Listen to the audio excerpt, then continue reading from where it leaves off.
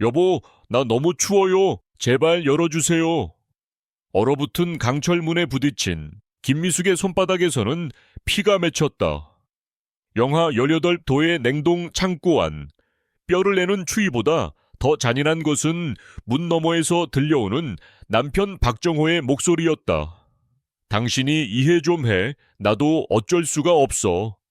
30해 넘게 바친 청춘의 대가가 고작 이 차가운 죽음이란 말인가? 안녕하세요. 구독하고 좋아요를 눌러주세요. 어느 도시에서 시청하고 계신지 댓글에 적어주시면 정말 감사하겠습니다. 이 끔찍한 절규가 있기 불과 몇 시간 전까지만 해도 김미숙은 부산 자갈치 시장의 여왕이었습니다. 새벽 4시 반이면 어김없이 일어나 시장을 밝혔던 그녀의 삶은 성실함 그 자체였습니다. 남편의 이름을 내건 박정호 수사는 이제 가게 5개와 냉동 창고 3동, 그리고 트럭 10대를 거느린 거대한 유통업체로 성장했지만 그 모든 것은 미숙의 피와 땀으로 이룬 것이었습니다. 하지만 남편의 길을 살려주기 위해 모든 재산은 남편의 단독 명의로 되어 있었고, 바로 그 사실이 오늘 그녀의 목에 칼을 겨눈 비수가 될 줄은 꿈에도 몰랐습니다. 의식이 흐려지던 순간 미숙의 머릿속에 섬광처럼 한 가지 생각이 스쳤습니다. 이것은 단순한 이혼 요구가 아니라 치밀하게 계획된 살인이었습니다. 그녀는 마지막 남은 힘을 쥐어짜 얼어붙은 생선 더미 뒤에 숨겨진 비상용 망치로 문틈을 내리쳤고 기적처럼 순찰하던 직원에 의해 발견되었습니다. 하지만 병원으로 향하는 구급차 안에서 미숙은 태연하게 사고였다고 둘러댔습니다. 복수는 이제부터 시작이었으니까요. 그녀의 눈은 더 이상 슬픔이 아닌 차가운 분노로 불타고 있었습니다. 하지만 가장 먼저 해야 할 일은 남편이 자신을 죽이려 한 진짜 이유를 찾아내는 것이었습니다. 아무 일 없었다는 듯 집으로 돌아온 미숙은 남편의 양복을 정리하기 시작했습니다. 더 이상 순종적인 아내의 손길이 아니었습니다. 그것은 증거를 찾는 냉철한 수사관의 움직임이었습니다. 그리고 예상대로 양복 안주머니에서 서류 몇 장이 나왔습니다. 첫 번째는 신세계 백화점 센텀시티점의 최고 등급 고객 전용실에서 결제된 650만 원짜리 영수증이었습니다. 380만 원짜리 고급 손가방과 250만 원짜리 유명 보석 목걸이. 정작 자신은 3만 원짜리 시장 옷도 망설이며 사 입었던 지난 세월이 주마등처럼 스쳐 지나갔습니다. 그리고 두 번째는 수진이라는 여자가 쓴 편지였습니다. 정호 씨, 빨리 사모님 정리하고 저와 새로운 시작해요. 사랑해요. 라는 글귀가 그녀의 심장을 도려냈습니다. 미숙은 조용히 편지를 접어 원열쇠 자리에 넣었습니다. 그날 저녁 남편이 집에 돌아왔을 때 미숙은 평소처럼 저녁상을 차렸습니다. 그리고 밥을 한술 뜨는 남편에게 나지막이 물었습니다. 여보, 오늘 백화점에서 좋은 물건이 많던데 웬 여자한테 650만 원이나 쓰셨더군요. 수진이라는 여자 예쁜가요? 정호는 순간 얼굴이 굳었지만 이내 경멸 어린 비웃음을 흘렸습니다. 이제 알았어? 당신 같은 생선 비린내 나는 시장 아줌마랑은 차원이 다른 여자야. 이혼해. 위자료로 1억 줄 테니 그걸로 만족하고 꺼져. 1억 원? 수십억 자산을 함께 일군 동업자에게 던지는 참을 수 없는 모욕이었습니다. 하지만 이 끔찍한 배신이 전부가 아니라는 불길한 예감이 미숙의 등골을 서늘하게 만들었습니다. 이것은 거대한 비극의 서막에 불과했습니다. 다음 날 남편이 서울 출장이라는 익숙한 거짓말을 남기고 내연녀를 만나러 떠난 사이 미숙은 박정호 수산의 사무실로 향했습니다. 30년간 그녀의 손때가 묻은 그곳은 이제 적진의 심장부처럼 낯설고 차가웠습니다. 남편이 가장 소중히 여기는 서류들을 보관하는 낡은 금고 앞에 선 그녀는 망설임 없이 비밀번호를 눌렀습니다. 그 번호는 그들의 결혼기념일이었습니다. 금고문이 둔탁한 소리를 내며 열리자 안에는 2개의 장부가 나란히 놓여 있었습니다. 하나는 세무서에 제출하는 깨끗한 공식 장부, 그리고 다른 하나는 검은 펜으로 빼곡히 채워진 진짜 거래 내역이 담긴 이중 장부였습니다. 미숙은 떨리는 손으로 장부를 넘겼습니다. 서울의 한성수산이라는 업체와 지난 3년간 무려 20억 원이 넘는 허위 거래를 통해 비자금을 조성한 기록이 고스란히 담겨 있었습니다. 한성수산은 바로 내연녀 수진이 격리과장으로 일하는 회사였습니다. 그들은 공모하여 회사의 돈을 야금야금 빼돌리고 있었던 것입니다. 충격에 휩싸인 미숙은 마지막 희망을 걸고 20년 지기 친구이자 같은 업계에서 일하는 영숙에게 전화를 걸었습니다. 언니, 나 좀 도와줘. 정호 씨가 바람 피우고 회사 돈을 빼돌리고 있어. 하지만 수화기 너머로 돌아온 영숙의 대답은 얼음장처럼 차가웠습니다. 미숙아, 너 요즘 갱년기라 예민해서 그래. 박 사장이 그럴 사람이 아니잖아. 그 순간 미숙은 깨달았습니다. 남편이 이미 가장 가까운 친구에게까지 손을 써놓았다는 것을. 세상에 완벽히 혼자 남겨졌다는 공포가 그녀를 덮쳤지만 이중 장부 마지막 페이지에서 발견한 얇은 서류 한 장은 그 공포를 순식간에 경악으로 바꾸어 놓았습니다. 장부 맨 아래에는 복사된 생명보험 보험 증서가 끼워져 있었습니다. 피보험자 김미숙, 사망 시 보험금 10억 원, 그리고 수익자 박정호. 가입일은 불과 3달 전이었습니다. 그제야 잊고 있던 기억의 조각이 퍼즐처럼 맞춰졌습니다. 3달 전, 남편은 유난히 그녀의 건강을 챙기며 종합건강검진을 권했습니다. 수면 내시경을 받고 마취 기운에 비몽사몽한 그녀에게 남편은 몇 가지 일상적인 서류라며 사인을 하도록 다정하게 유도했습니다. 그 다정함의 이면에 이토록 끔찍한 음모가 숨어 있을 줄이야. 모든 것이 명확해졌습니다. 불륜과 횡령, 그리고 살인 계획. 정호는 횡령 사실이 발각될 경우를 대비해 자신을 사고사로 위장하여 10억 원의 보험금으로 모든 빚을 청산하고 내연녀와 새로운 인생을 시작하려 했던 것입니다. 영하 18도의 냉동 창고 사건은 그 잔인한 계획의 첫 번째 시도였습니다. 미숙은 온몸에 소름이 돋았습니다. 이제 상대는 단순한 바람난 남편이 아니었습니다. 자신의 목숨을 노리는 냉혈한 살인자였습니다. 혼자서는 이 거대한 악의에 맞설 수 없었습니다. 그녀에게는 누구도 예상치 못한 남편의 허를 찌를 수 있는 숨겨진 조력자가 절실히 필요했습니다. 그리고 그녀의 머릿속에 한 사람의 얼굴이 떠올랐습니다. 미숙은 박정호 수산의 가장 눈에 띄지 않는 직원 이철수를 조용히 불렀습니다. 남편은 늘 그를 능력 없고 답답하다며 무시했지만 미숙은 그의 성실함과 홀로 병든 어머니를 모시는 지극한 효심을 오랫동안 눈여겨보고 있었습니다. 5년 전 미숙은 남편 몰래 모아둔 비자금 3천만 원을 헐어 철수의 어머니 수술비를 남몰래 지원해 주었습니다. 어두운 창고 구석에서 만난 철수에게 미숙은 떨리는 목소리로 모든 사실을 털어놓았습니다. 철수 씨, 이건 내 목숨이 걸린 일이에요. 나 좀 도와줘요. 그녀의 절박한 눈빛 앞에서 철수는 아무 말 없이 고개를 깊이 끄덕였습니다.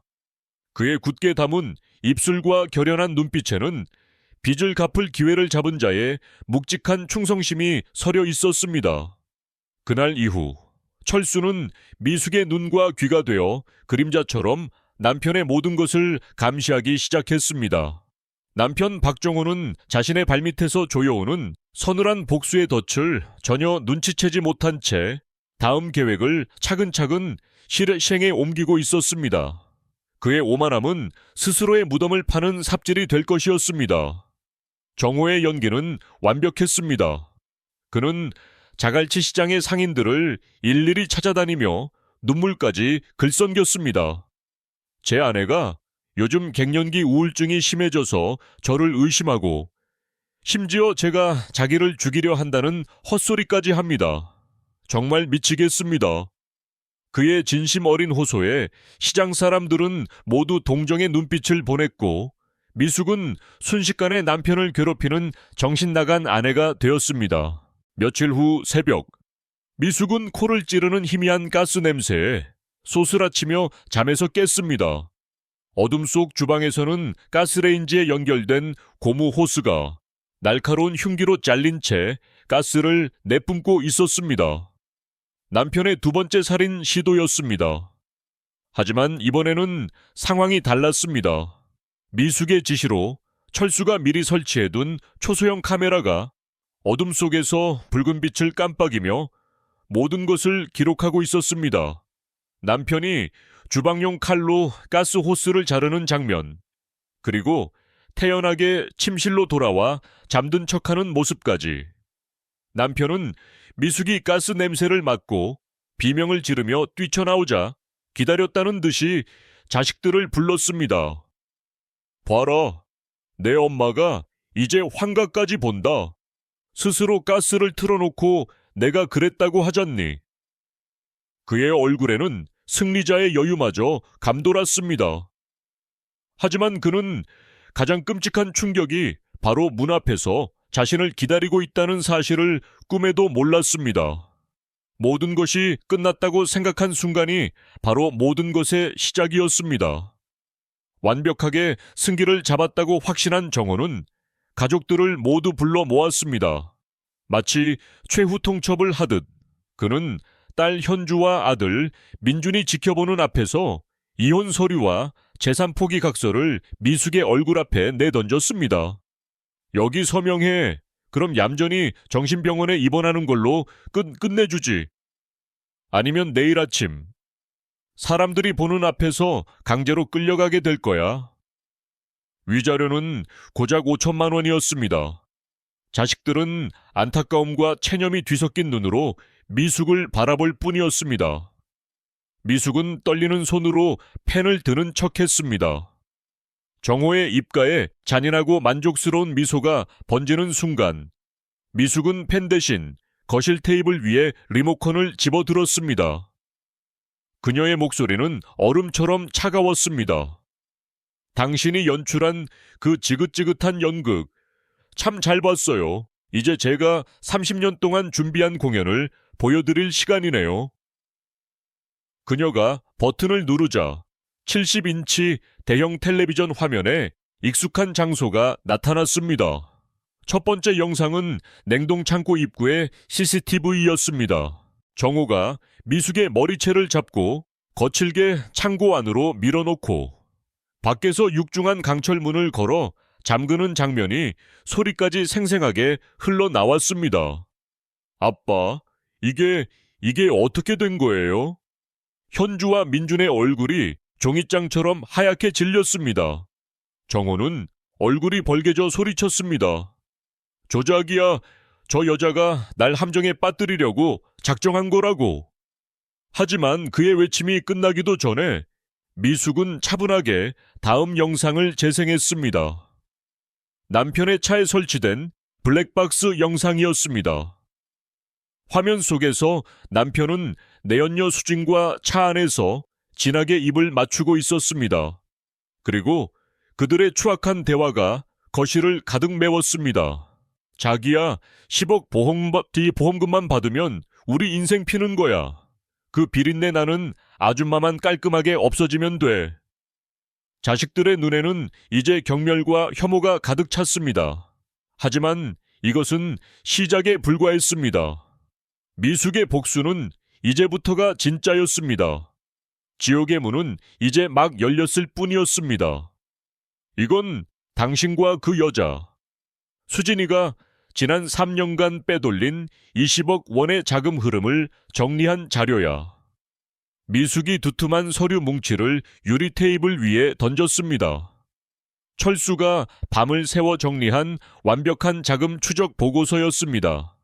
유리잔들이 부딪히며 날카로운 소리를 냈습니다. 그리고 이건 내 친구 영숙 언니에게 인마금용으로 2억 원을 송금한 당신 계좌의 거래 내역이고, 영숙과의 통화 내용이 담긴 녹음 파일까지 스피커를 통해 흘러나오자 정호의 모든 방어벽은 산산조각 나 무너져 내렸습니다. 그는 미친 사람처럼 머리를 쥐어뜯으며 절규했습니다. 그래, 다 내가 했다. 이 지긋지긋한 시장 바닥, 너랑 같이 생선 비린내 맡으며 뒹구는 인생, 이제 끝내고 싶었다고. 회사, 가져. 그깟 회사 다 가져가 버려. 그는 모든 것을 포기한 듯 소리쳤지만 미숙의 입에서 나온 마지막 한마디는 그의 존재 자체를 파괴하는 거대한 핵폭탄이었습니다. 미숙은 경멸이 가득한 차가운 미소를 지으며 말했습니다. 회사? 무슨 회사 말인가요, 여보? 그녀는 품 안에서 새로운 사업자 등록증 한 장을 꺼내 보였습니다. 대표이사 이철수 상호는 자갈치 참수산. 지난 일 연간 당신이 서울 여자와 놀아나며 나를 죽일 계획을 세우는 동안 난 우리 회사의 핵심 거래처 50곳과 모두 재계약을 마쳤어요. 당신이 평생 무시했던 바로 그 직원, 철수 씨 이름으로 세운 새 회사로 말이죠. 당신이 가진 박정호 수사는 이제 수십억의 빚더미와 텅 빈 냉동 창고뿐이에요. 축하해요. 당신은 드디어 빈 껍데기 왕국의 왕이 된 거라고요. 그 말이 끝나는 순간 현관의 초인종이 날카롭게 울리고 미리 대기하고 있던 경찰들이 들이닥쳤습니다. 살인미수, 횡령, 배임 혐의로 수갑이 채워지는 남편의 텅 빈 눈동자를 바라보며 미숙은 나지막이 읊조렸습니다. 당신이 짓밟은 내 30년 청춘의 값, 이걸로는 너무 싸지 않나요? 그녀의 복수는 무자비했고 가해자의 파멸은 완벽했습니다. 그날 자갈치 시장의 왕국은 주인을 잃었고 새로운 여왕이 탄생했습니다. 1년 후 부산 자갈치 시장의 새벽은 여전히 활기찼지만 가장 밝게 빛나는 곳은 단연 자갈치 참수산이었습니다. 대표 명패는 충직했던 이철수의 이름으로 걸려 있었지만 모두가 알고 있었습니다. 이곳의 진짜 주인은 새벽 4시 반이면 어김없이 나타나 경매장을 호령하는 김미숙이라는 것을. 그녀는 더 이상 남편의 그늘에 가려진 조용한 조력자가 아니었습니다. 시장 상인들은 그녀를 여장부라 부르며 존경했고 그녀의 안목과 신용은 곧 회사의 가장 큰 자산이 되었습니다. 과거의 박정호 수산 시절보다 매출은 2배 이상 뛰어올랐고 그녀는 수익의 일부를 시장 발전 기금과 불우한 상인들을 돕는 데 사용하며 진정한 리더의 모습을 보여주었습니다. 그녀의 곁에는 이제 든든한 아들 민준이 함께했습니다. 아버지가 저지른 죄의 무게에 힘들어하던 아들은 학교를 휴학하고 어머니의 사업을 돕겠다며 시장으로 돌아왔고 꾸준히를 마다치 않으며 어머니의 가장 큰 힘이 되어주었습니다. 서울에서 레지던트 생활을 하던 딸 현주는 주말마다 부산으로 내려와 어머니의 건강을 챙겼습니다. 아버지의 편에 서서 어머니를 정신병자로 몰았던 죄책감에 그녀는 오랫동안 괴로워했지만 미숙은 그런 딸을 말없이 안아주었습니다. 다 지난 일이다. 너희는 내 자식이고 그걸로 충분해. 그 한마디에 가족의 상처는 서서히 아물기 시작했습니다. 감옥에 수감된 박정호는 모든 재산을 잃고 징역 20년을 선고받았습니다. 내연녀 최수진 역시 횡령죄로 12년형을 살게 되었습니다. 그들이 쌓아 올렸던 거짓과 욕망의 성은 한순간에 무너져 내렸습니다. 어느 맑은 주말 오후, 미숙은 자식들과 함께 해운대 바닷가를 걸었습니다. 파도 소리가 지난날의 아픔을 씻어내는 듯했습니다. 그녀는 더 이상 과거에 얽매이지 않았습니다. 30년의 세월은 배신으로 끝났지만 남은 인생은 오롯이 자신과 사랑하는 사람들을 위해 살아가리라 다짐했습니다. 바닷바람에 실려오는 짭짤한 공기 속에서 그녀는 비로소 진정한 자유와 행복의 의미를 깨닫고 있었습니다. 그녀의 얼굴에 번진 미소는 그 어떤 보석보다 찬란하게 빛나고 있었습니다. 사람의 인생은 길고도 짧습니다. 돈과 욕망은 손에 쥔 듯해도 한순간에 흩날리는 모래알과 같고, 진정으로 남는 것은 결국 사람 사이의 믿음과 정이라는 것을 오늘 이야기를 통해 다시금 느끼게 됩니다. 30년의 세월 동안 쌓은 정을 무너뜨린 것은 거짓과 배신이었지만, 끝내 한 사람을 살려낸 힘은 작은 진실을 외면하지 않은 용기, 그리고 잊지 않은 진심이었습니다. 우리가 살아가면서 끝까지 붙잡아야 할 것도 바로 그것이 아닐까요? 인생은 결국 선택의 연속입니다.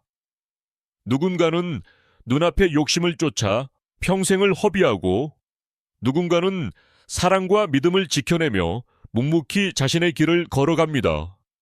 돈과 권력은 한순간에 당신을 높은 곳으로 올려줄 수 있지만, 사람의 진심과 정은 당신이 가장 낮은 곳에 있을 때 당신을 일으켜 세우는 유일한 힘이 됩니다. 오늘 이야기는 여기까지입니다. 여러분이 만약 주인공의 입장이었다면 어떤 선택을 하셨을까요? 여러분의 삶에도 비슷한 경험에 대해 험이 있다면 댓글로 공유해 주세요. 구독과 좋아요는 더 좋은 이야기를 만드는데 큰 힘이 됩니다. 이 이야기에서 어떤 교훈을 얻으셨는지 저희에게도 들려주세요. 시청해 주셔서 진심으로 고맙습니다.